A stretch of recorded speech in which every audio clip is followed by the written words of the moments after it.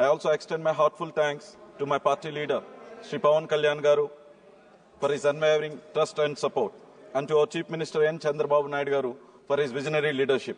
As this is my first speech in Parliament, it's both an honor and a responsibility, one that I carry with utmost sincerity and commitment. So over last few days, I have listened carefully to my esteemed colleagues in this House. Some of their words have inspired hope and ambition, while others have raised concern about whether the government is doing enough for the common man, the middle class. However, as I dive deeper into the budget, the policies and the continuous push for the progress, I find difficult to understand where this criticism stems from. I'm new to this field, but I have studied the government initiatives. One thing has become clear, that NDA government is not only aware of the challenges faced by the middle class, but is also actively working to address them. Take for an instance the recent announcement by our Honorable Finance Minister, Srimati Nirmala Sitharaman ji, regarding the zero tax liability for income up to 12 lakhs. When I first heard about it, like millions of Indians, I was elated.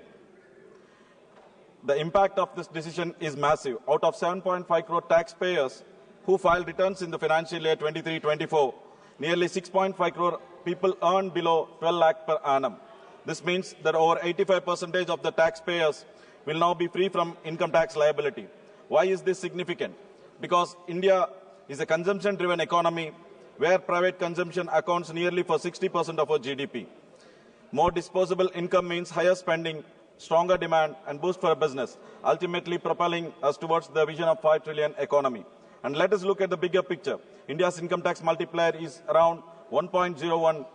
This means that every single rupee saved in taxes doesn't just stay in wallet. It multiplies, ultimately adding to the GDP. This is not just about the tax relief. It is about empowering individuals, strengthening business, and fueling the economic engine that drives India forward. Under the NDA government, the GDP is not just gross domestic product, growth of the economy, development of the citizens, progress of the nation. And this vision is backed by the action. In just 10 years, India's capital expenditure has increased from 2 lakh crores to 11 lakh crore, a five-fold increase laying a foundation for long-term economic strength. But economic growth is not just about large-scale infrastructure. It is also about empowering business and workers at every level. The Union Budget 2025 has rightfully recognized micro, small, medium enterprises, MSMEs, as a critical engine for economic growth, providing them with a renewed impetus through key reforms and increased credit support.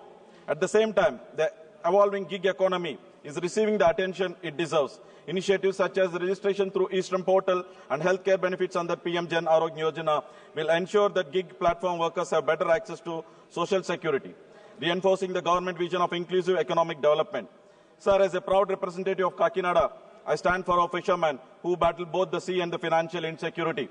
The NDA government eased the burden by extending the Kisan Credit Card, KCC, benefiting over 4.5 lakh fishermen. This budget enhances it further, increasing the credit limit. It helped to invest in better boats, modern nets, and cold storage. This isn't the financial support, it's a commitment to the resilience and prosperity. As we discuss the economic growth, we must not forget that nearly 65% of Indian population resides in rural areas, contributing almost 50% of the GDP. Mahatma Gandhi once said, the soul of India lives in its village. As this very soul was deprived of its lifeblood, that is clean drinking water, by the previous state government of Andhra Pradesh. Jal Jeevan Mission was launched as a flagship initiative to provide safe drinking water to every rural household. Despite the centre allocating over 16,000 crores, the previous state government of Andhra Pradesh managed to draw only 2,000 crores, leaving lakhs of households without access to the proper drinking water facilities.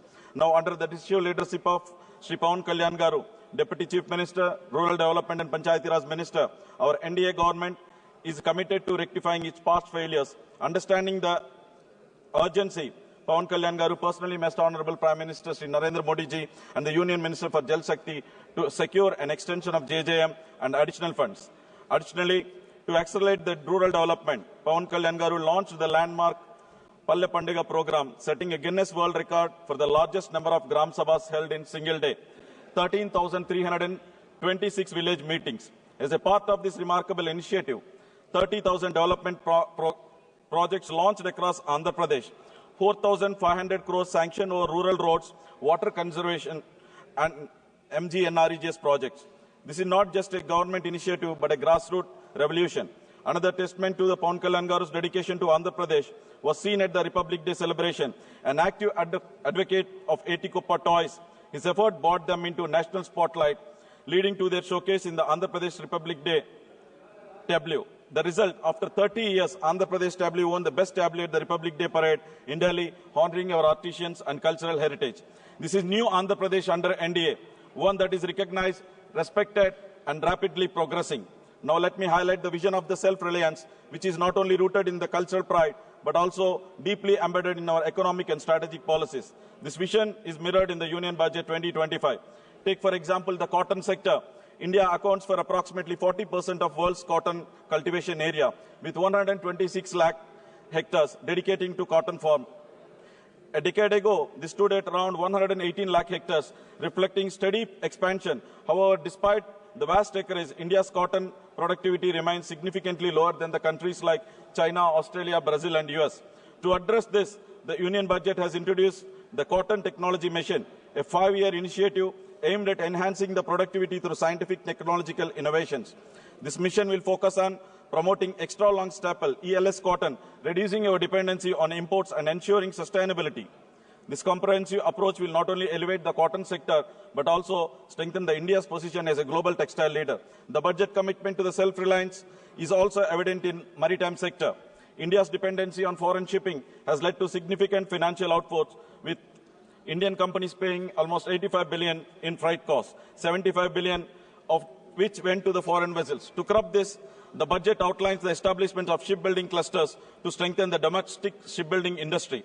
Andhra Pradesh, with its 974 kilometers coastal line and strategic posts, it is well positioned to drive India's shipbuilding ambitions. The state robust maritime ecosystem, coupled with the Andhra Pradesh Maritime Policy 24-29, will play a critical role in reducing foreign dependence. Among its port cities, Kakinada stands out as a prime candidate to lead this transformation.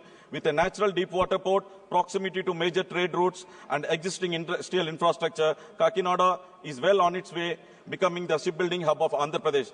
In conclusion, sir, the vision of India is clear. From toy to tech, from farm to future, the infrastructure to innovation, we are building a nation that is self-reliant, inclusive, and future-ready. Thank you. Sri Mian Altaf Ahmad.